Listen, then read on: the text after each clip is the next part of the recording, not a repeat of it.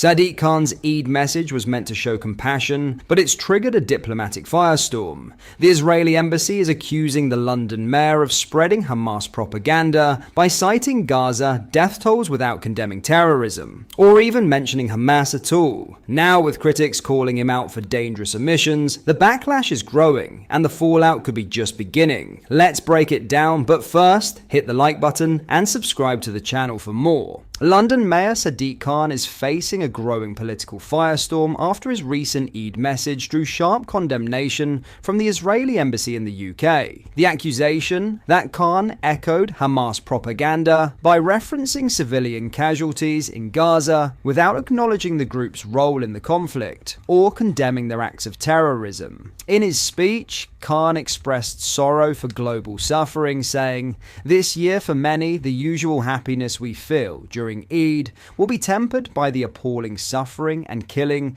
that continues in Sudan and Palestine." He added, "More than 50,000 Palestinians have been killed in Gaza as a result of Israel's ongoing military campaign, including more than 15,000 children. These betrayals of humanity should weigh heavily on our collective conscience." The Israeli embassy swiftly issued a stern rebuke. In a statement, it reminded the public and Khan of the war's origins. The deadly Hamas attacks on October 7th, 2023, which left over 1,000 Israelis dead and saw hostages taken in a brutal ambush. Hamas, it must be noted, is a proscribed terrorist organization under UK law. The embassy's statement said, "It is alarming that throughout the message there is no mention of Hamas or any condemnation of terrorism or a call for the release of 59 hostages being held in horrific and inhumane conditions.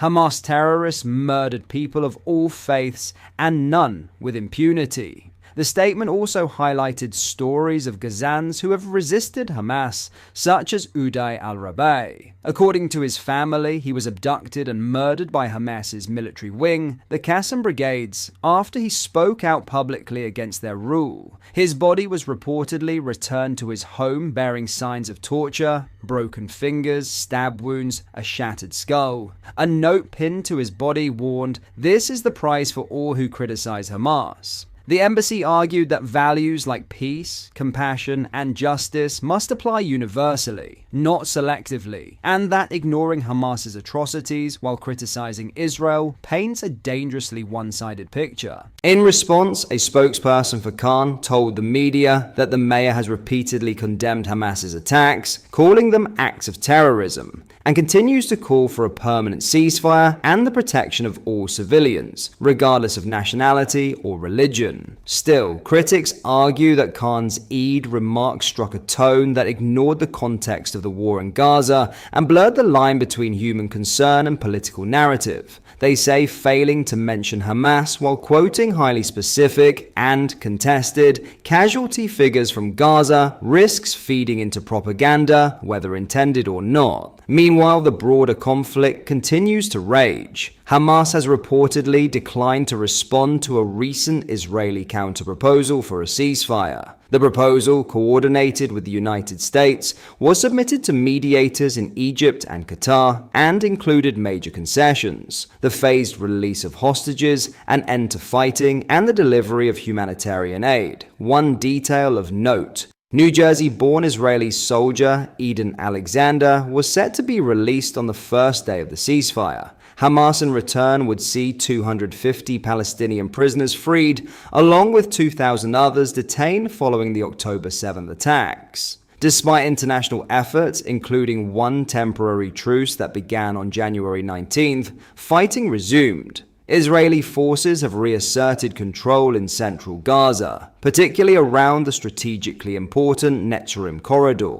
The military has announced a fresh expansion of its operations, targeting new zones for what it describes as security control, while ordering widespread evacuations. At the heart of this grim saga is an ongoing humanitarian tragedy on both sides. Civilians in Gaza face mounting deaths, widespread displacement, and a worsening aid crisis. Families of Israeli hostages still await word from their loved ones, nearly 6 months since they were taken. But what has become clear is that even well-intentioned messages of solidarity, like Sadiq Khan's aid address, are now political minefields. In times of war, words carry tremendous weight. And when public officials choose to speak, especially about foreign conflicts with deep and painful histories, they must tread carefully, balancing empathy with truth and humanitarian concern with clarity on the facts. As tensions remain high in both Gaza and London, the fallout from this speech serves as a powerful reminder. Neutrality in the face of terrorism is not perceived as compassion, it's seen as complicity, and silence on one side of the horror does not comfort the other, it alienates them. In other news, Labour has approved new regulations which would see drivers of electric vehicles operate heavier vehicles without needing additional training. The changes, which were debated in the House of Commons yesterday, aim to support the transition to greener vehicles by removing regulatory barriers. Transport Minister Mike Cain told MPs the regulations would support the transition to electric vehicles, reduce the regulatory burden on business, and drive economic growth on our journey to becoming a clean energy superpower. The new regulations will enable Category B license holders to drive fully electric or hydrogen-powered vehicles weighing up to 4.25 tons without the previously required 5 hours of additional training from an accredited instructor. Under previous rules introduced in 2018, drivers needed this training and could only drive alternatively fueled vehicles for transporting goods with no ability to tow.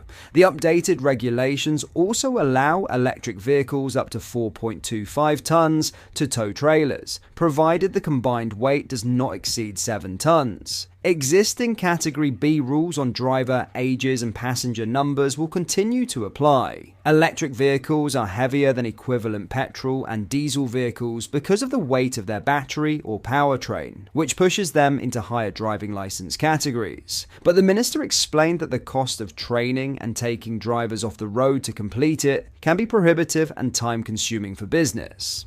A public consultation on the proposals in 2022 received 89 responses, largely supporting the changes, although some safety concerns were raised. The government analysis found extremely low risk to road safety, with only 9 collisions involving these vehicles between 2020 and 2023, 6 of which were minor. The regulations include specific provisions to ensure disabled people are not excluded from the benefits of the new rules. Electric vehicles can weigh up to 5 tons if fitted with specialist equipment for the carriage of disabled passengers.